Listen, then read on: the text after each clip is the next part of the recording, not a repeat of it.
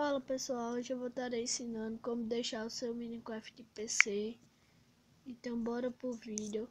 Vai no Play Store, coloca essa coisa aqui, instala.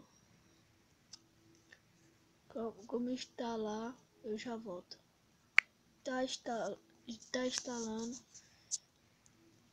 Como instalar, só aperta e abrir.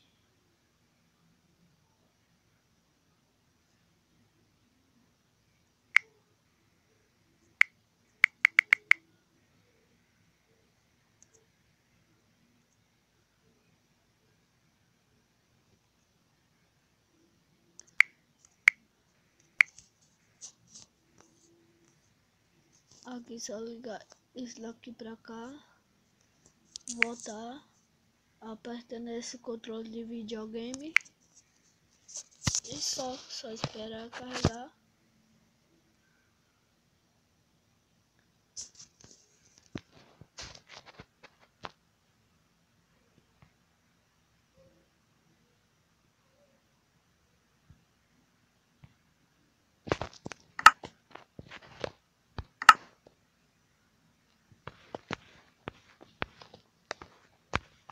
Ó, ficou em PC.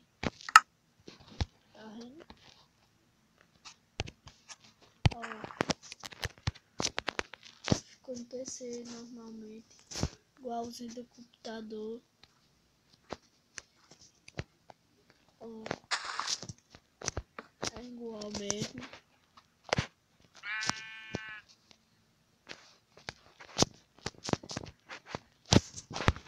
E hoje foi o vídeo. Vou ficar por aqui, se inscreva no canal, que a gente vai ficar muito feliz. E fui!